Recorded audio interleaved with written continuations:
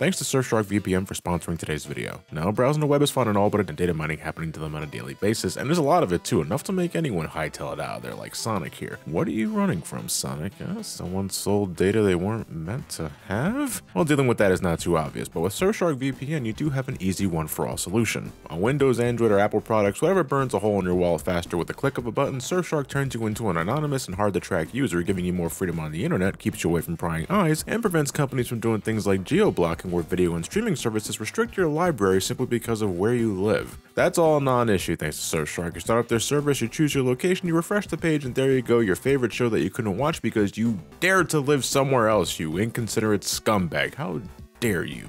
And those that use the link in the description below and enter the special code Johnny will not only get 83% off their initial order, but the next 3 months are also completely free. Thank you as always for helping support this channel. Now let's continue on with the show.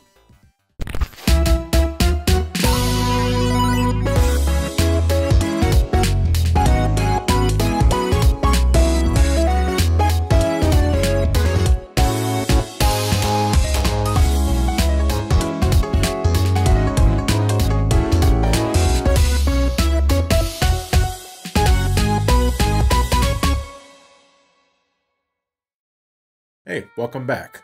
Sonic the Hedgehog turned 30 this year. Pretty crazy shit, isn't it? Has it really been 10 years since everyone was getting so excited for the release of Sonic Generations? God, I mean, it does feel like the years are getting longer given current events and all of that, but still, it's hard to process sometimes. For the 30th anniversary, I figured it was time to finally bite the bullet and give the Versus treatment to some of my earliest reviews I've ever done. You know which ones I'm talking about. If you've been a part of this channel since the dawn of time, these are likely how you even discovered me, back when this place was the Super Gamer Brothers. That's why they're called SGB Reviews. And while I'm always going to have a ton of sentimental value for these, my roots on YouTube, I like to think I've gotten a lot better since then. I've certainly mellowed out. I've lost hair, gained a hat, put on weight, lost some of that weight. And now I want to give the classic Sonic lineup a more seasoned viewpoint. And I know some of you still get a kick out of those old SGB videos, and that's great. Thank you.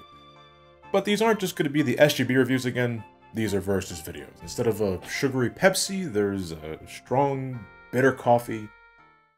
Forgot where I was going with that analogy.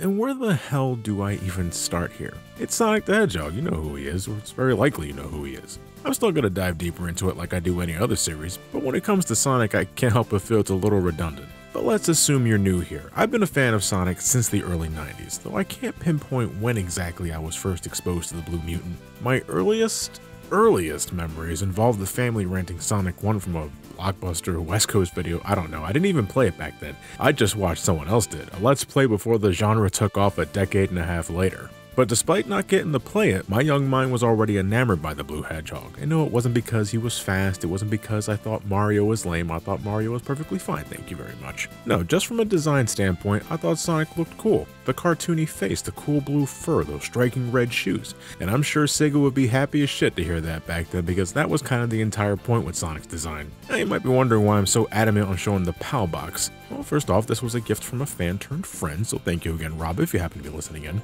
And secondly, I'm sorry, I was never a fan of the American box art. I have nothing but respect for the late Greg Martin, the artist of said box art.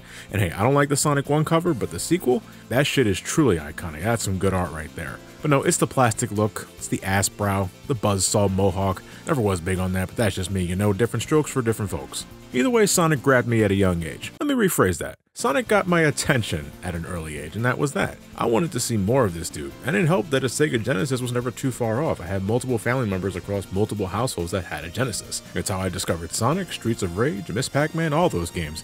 And in time, I would finally get to play Sonic for myself. The classic lineup on the Sega Genesis. The bright colors, the shiny rings all over the place, the cosmic special stages, bopping my head to some sick beats. I was now a bona fide fan, trying to keep up with the Hedgehog whenever I could, no matter the format. When Sonic started getting television shows like Sonic Sat AM back when it aired on ABC, and Adventures of Sonic the Hedgehog, which I think was on WB, it's been so long, it was prime time to be a Sonic fan. Of course, after the Genesis, it got a little harder to follow along, to put that lightly. I had a PlayStation growing up, I told you that plenty of times before. The Sega Saturn didn't look all that appealing, and the only game I was aware of at the time was Sonic 3D Blast, which I did play at a kiosk at a Toys R Us back in 1996. but it didn't click with me like the other games did. Sonic R is something I wouldn't get to play until a couple of years after we got our first computer, so around 1998, 1999 I want to say. And even though nothing much was happening with the Hedgehog for the time, I still made it a thing to revisit the classic games when I could. If not on the Genesis, then on collections like the Sonic & Knuckles collection on PC. Before I discovered emulation, this was my main method of replaying the old games. The music tracks were MIDIs though, I didn't really like that, and some tracks were also completely different than what I was used to, which I think I'll save for the Sonic 3 video. But once the Dreamcast started making the rounds, when I caught eye of those Sonic Adventure commercials, I would inject that shit directly into my veins. I wanted Sonic Adventure, and that dream would be fulfilled about 2 years after the Dreamcast launch, but better late than never. Still one hell of a birthday gift, I have to say. I got my Sonic Adventure action in. I was able to experience Sonic Adventure 2 as it launched for the first time in celebration of the series' 10th anniversary. I even used the Dreamcast as a means of playing the old games thanks to these emulator CDs I permanently borrowed from my uncle over 15 years ago. I was playing Sonic on TV again, but the sound emulation in these CDs were awful. You have to hear it for yourself.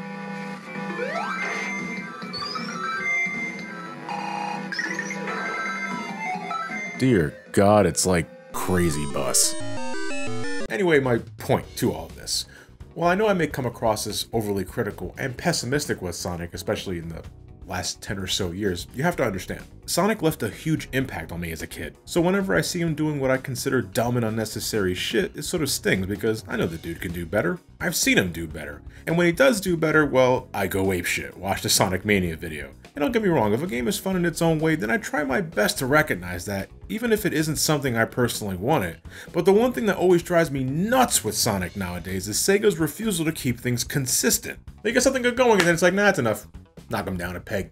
Then we're back to mediocrity, if not pure garbage. But even if the road ahead is uncertain or filled with a shit ton of potholes, I can never forget my fondest memories of Sonic as a child and growing up, and it's why, even to this day, I remain a fan. The character himself, his attitude, his friends, his enemies, the aesthetic, and I said it before, but I stress every time, I love the community. Now, some of you are some of the most obnoxious, dim-witted shitheads I ever had the displeasure of knowing, but I know most of you are okay. I've seen fans do some amazing shit with Sonic through fan projects and hacking. I mean, you can see that for yourself every year I host those Sonic hacking contest streams. But it doesn't even have to involve the games. There's stuff like Sonic and Tails are, audio dramas, or one of the millions of fan covers of already amazing tunes. Sonic fans are passionate, extremely passionate, but as long as they know how to keep shit to themselves or don't be the answer to the question nobody fucking asked, I welcome it. I bask in it. If it wasn't for Sonic, God, I may have never met some of my friends online. Brain Scratch, Clement, Ant, just to name a few off the top of my head. The community is undoubtedly the reason why Sonic remains relevant even today. In my eyes, that makes the journey worth it. That and Sonic videos are some of my most watched stuff on the channel, so there's also that. Well, we got several games to cover for this celebration, so enough with the reminiscing, for now anyway. Let's get this party started. Here we are, the original Sonic the Hedgehog, Sega's bona fide attempt at trying to dethrone Nintendo's king of the platformer because their previous mascot, Alex Kidd, wasn't considered up to par for the task. A decision that would haunt Alex Kidd for decades. It's somewhat depressing. But hey, he's finally getting some attention again, so maybe it wasn't all that bad. They say you don't really acknowledge the passage of time when you're stuck in purgatory. I'm sure he'll be fine. Sega wanted someone a little more cutting edge, something that just by looking at them, elicited both a familiar Mickey Mouse vibe, but also had that cool Sega branding that would appeal to an older teenage demographic. Someone that would personify everything Sega, or at least Sega of America, was about during this time, because you gotta remember, Sega was already all in, spending every waking second in the late 80s and early 90s shitting on Nintendo as much as they could, which really ramped up when the Sega Genesis made its debut in 1989 in Western markets. You know, it's funny, call it a Mandela effect or whatever, but I keep thinking the Sega Genesis released the same year as the first Sonic game, and that Sonic 1 was a launch title for the console, which isn't the case at all. I'm getting old. So in 1990, Sonic Team was formed and began working on their new mascot. On the programming side, you had Yuji Naka, who already had his foot in Sega since 1984 at this point, working as a programmer for games like Girls Garden, a couple of Phantasy Star games. Oh, and Black Belt, I remember this one. That was the Master System game whose cover was just some dude's dismembered foot. For character designer, there was Naoto Oshima, also someone who was already working for Sega at the time for a couple of years. In fact, he was already working with Yuji Naka in the Phantasy Star series beforehand. And yes, it's this man you have to thank for giving us the lovable speed addict we all know and love sometimes. But at first, Sonic wasn't even a hedgehog, and Eggman wasn't an egg. He was a former president. What was it? Sonic was a rabbit. He was going to be an armadillo, which would later be the basis for Mighty the Armadillo. That's always going to be an interesting tidbit to me. But eventually, Mr. Oshima would settle for a hedgehog. He was part of a band, even had a human girlfriend named Madonna, probably going for a Who Framed Roger Rabbit appeal. But this band idea and Madonna were lost in development, never to be heard from again. Well, okay, not true. The alligator in the band would act as the basis for Vector of Chaotix's fame, and I guess Sonic in a band was the entire reason Sonic Underground was even greenlit. I never saw this show, not fully anyway. I just know a baby hedgehog falls down and explodes, and no, I don't want context for that. It's funnier that way. You know what, call me crazy, I'd love to see Madonna brought back in some form. What, Mario's got like how many girls? Peach, Daisy, Rosalina, fuck, if Mario Odyssey can bring back Pauline after God knows how long, I mean after Mario vs. Donkey Kong, a future Sonic game can bring back Madonna as a human or an animal. I don't know how the fuck it would work with Amy on the scene, but hey, I ain't the writer, let them figure that shit out. Okay, so there was Yuji Naka and Naoto Oshima, and believe it or not, these were the only two members of Sonic Team initially. Sega was probably like, best of luck, fuckers, but eventually they would recruit some more heads. Namely, Reiko Kodama, an established graphic designer for Sega, also had a hand in Phantasy Star. Lots of Phantasy Star staff working on Sonic 1, that's something. But she's credited in this game as Phoenix Rie. Oh, I'm sorry, I mean Hot Wings Rie. Watch the Mystic Quest video to get that. And then there was Hirokazu Yasuhara, credited in this game as Carol Yaz, and he would act as game planner and level designer. For music, Sega hired Masato Nakamura of Dreams Come True to compose the soundtrack for this and Sonic 2. And Sonic 1 isn't on my top 5 Sonic soundtracks, but it's got some great cuts, and I'm not talking about Green Hill Zone. That's a great song, I can't take away its iconic status, but come on, Spring Yard Zone, Starlight Zone, infinitely better choices, and yes, I'm willing to die on that Green Hill. In fact, looking for remixes of Spring Yard and Starlight on YouTube is how I discovered T-Lopes around 8 years ago. Check those arrangements when you can, because my man was killing it way before there was even a Sonic Mania. Yep, my original comment's still there. Damn, where does the time go? With Sonic Team fully established, it was all hands on deck, time to make the game, and on June 23rd, 1991, Sonic the Hedgehog would drop on the Sega Genesis, or the Mega Drive, you wacky international fans. It's a simple story, unless you go by the Western localization, because over here shit simple won't cut it. Sonic was a brown hedgehog that could run fast. The elderly Dr. Kintobor wanted to see how fast, so he has Sonic run on this special treadmill, and then that causes an explosion that changes Sonic's color from brown to blue, and then one day, Kintobor spills a soda on this machine of his that contained a bunch of evil energy the Doctor was studying, and then he becomes evil and grows fat because there was also a hard-boiled egg in the vicinity when the transformation happened, and then he changes his name to Robotnik, which is Kintobor backwards. Is this the origin of the Archie stuff? I legit can't tell. That's also a rhetorical question. I don't really care. Meanwhile, in the actual game, the evil Dr. Ivo Robotnik, or Dr. Eggman, whatever floats your boat, has his sights on the mystical Chaos Emeralds hidden somewhere on South Island. Wanting absolute power for himself, he's begun kidnapping the local animals and places them inside his robotic creations to do his bidding. Sonic, a longtime rival of Robotnik, at least that's what I assume, judging from the game's Japanese manual, won't stand for this and vows to stop the Doctor's plan. Be Sonic! Be atomic. Oh shit, Sonic's radioactive? Fuck, I knew it. He just killed the folks of Green Hills, Montana just by being there. Way to go, asshole. I thought the countywide blackout was bad. So as Sonic, you're traveling through over 6 zones containing 3 acts apiece, culminating with an encounter against the Rotund Doctor at the end of the stage. It's something I always enjoyed about Robotnik. Most villains are more than willing to just let the lackeys do the hard work. His contraptions aren't always as scientifically brilliant as he claims they are, and sure, Robotnik has his robotic slaves to spare, but you gotta respect a man who isn't afraid to get his hands dirty, multiple times at that. But no matter how hard he may try, nothing is immune to Sonic's only real method of attack, the dreaded jump. Sonic is a dude of simple tastes, all he needs is one button, and this was back when the gameplay was simple enough that you can get away with this shit. Anyway, from these little moto bugs to jumping chompers, from these asshole caterpillars with the weird hitboxes to these rolling enemies that legit used to scare me as a kid because they come out of nowhere and I swear they were chasing me throughout the whole stage, just about everything can be taken down with Sonic's jump, or as the manual calls it, the supersonic spin attack. Yeah, the jump. Making 3 lefts to turn right there, guys. Not much else besides a few power-ups, and there isn't much in those either. You have a shield which grants an extra hit, keeping your rings nice and safe. Invincibility surrounds Sonic and an assload of stars, letting you rush on by with a reckless abandon or into a bottomless pit. And then you get power sneakers, which I feel you don't see much after Green Hill Zone, but you get a serious burst of speed for a short time, so go to town and roll into a ball as often as you can because you have no fucking clue what's up ahead moving at these kind of speeds. Unlike Bubsy though, all Sonic needs is 1 ring and he's free to take a hit from anything as many times as you want as long as it isn't an instant kill like a crushing block. Manage to finish the stage with 50 rings though and you can enter the special stage where you can nab one of those 6 elusive Chaos Emeralds back when there was only 6, maybe the 7th was negotiating a better contract. I always found these special stages harmless. You're just guiding Sonic through this maze until you find the emerald, and pray to God you can break the blocks before a bumper sends you to an early end. After a bit, it gets a little hard on the eyes, and it's already a psychedelic mindfuck. The birds become fish, the fish become birds, like a playable Windows screensaver. Visually striking, but potentially nauseating. Oh my god, especially if you played the prototype, where you manually control the maze itself? Holy fuck, I just realized Sonic 4 Episode 1 totally called back to that. Huh, the things you realize in hindsight. Anyway, Sonic's fast on his feet, he can jump on robots to give them a good pop, and he can hop on springs to get some major airtime. If you got yourself some steep hills up ahead or some curvy slopes, you can also hold down or roll into a ball, allowing Sonic to generate perpetual speed and momentum. Dare I say, it's the defining trait of classic Sonic, the momentum-based platforming. I mean, you see it as early as the first stage, Green Hill Zone. Doesn't matter if it's shuttle loops or tunnels, with enough distance, Sonic can zip by amazingly fast, and it can be exhilarating. Most of the time, it's purely for spectacle, because let's be real, unless you put so many hours into the game where you can manipulate the physics to your liking, knowing where to jump at what time to get the most coverage, you're not doing much but watching Sonic do what he does best. I like to think of it as a roller coaster.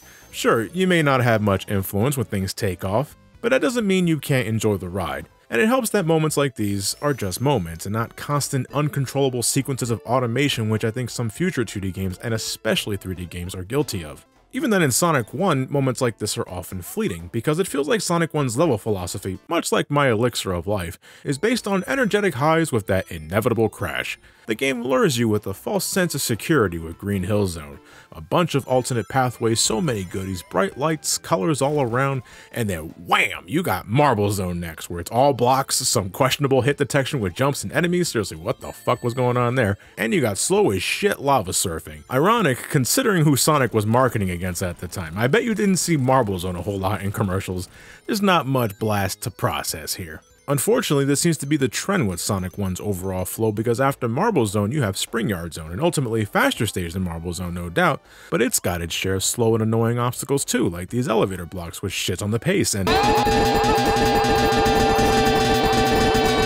after that though, Labyrinth Zone, the water stage, the slowest zone of the bunch. Like, it's not even the drowning that gets me. They give you plenty of air bubbles to refill your timer, but most of the zone is just this kind of stuff. The European experience. I'm kidding. But seriously, as someone who's only experienced Sonic at its original 60Hz gameplay, hearing some of you older fans abroad growing up with the original Mega Drive release where it's capped at 50Hz, slightly slower gameplay and much slower music, I don't know how you guys did it. I understand it was likely all you had, but it's always going to be weird to me. Although I will agree, Starlight Zone does sound good in 50Hz, that it does. And the zone itself is one of my favorites too. Back to that high-speed platformer, but you also got these indestructible bombs that I'll just spam at this point, and these green Orbonauts that I can't make out that face. Is it concern? Post-traumatic stress? Your red counterpart was clearly angry in the past stage, but not you. You fascinate me, Green Orbonaut. But this is what I mean. Fast highs, incredibly dull slows. That's the entire Sonic 1 experience regarding the pacing. Because while that is certainly flimsy, I think the exploration element is still rather good. Every act in every zone is littered with different means of progression. Often, the upper paths have all the goods, but even in enclosed stages like Marble Zone, you can still find some neat treasures hidden inside walls. All you need is a good sense of curiosity. Results may vary though. I'll forever be confused by this one hidden box in Spring Yard Zone. You got this invincibility power-up, right? And you think, alright, I'm gonna get this, I'm gonna mow down some robots, but it's immediately followed up by a slow-ass elevator sequence with no enemies in sight.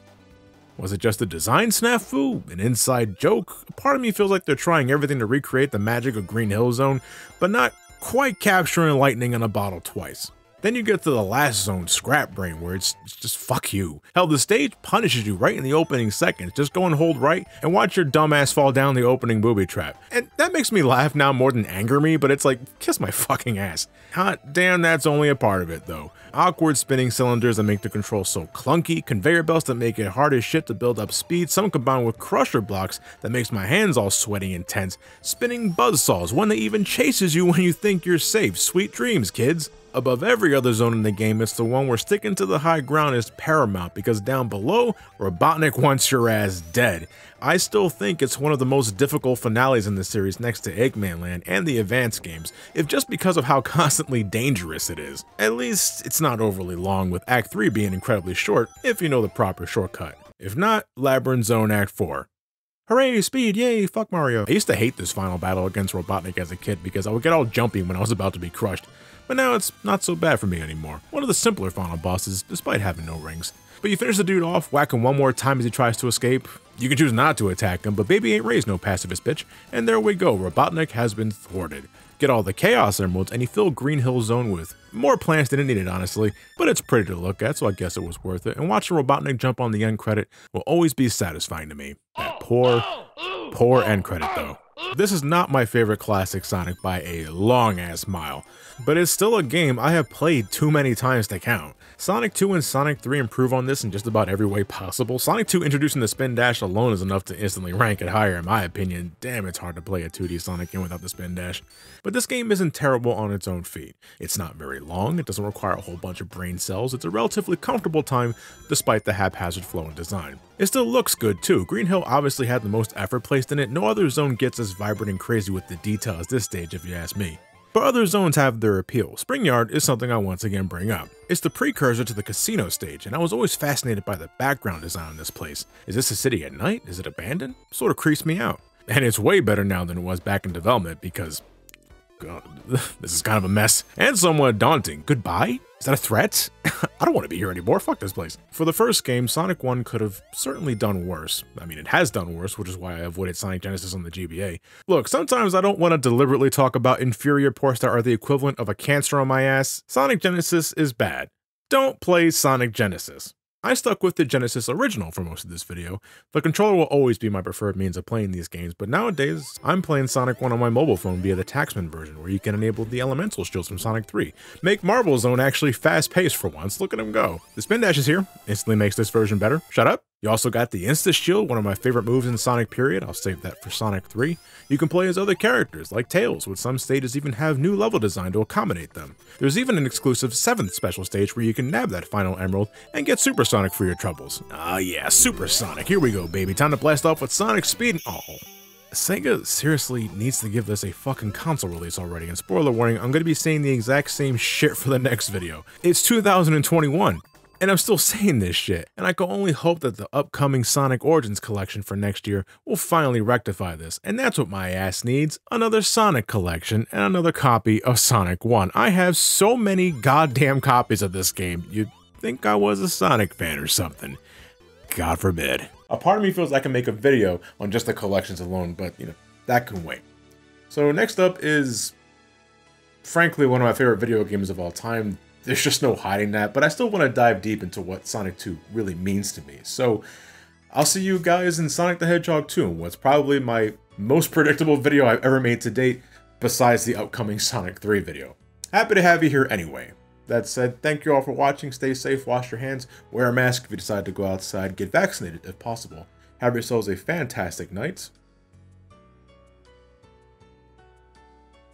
and take care.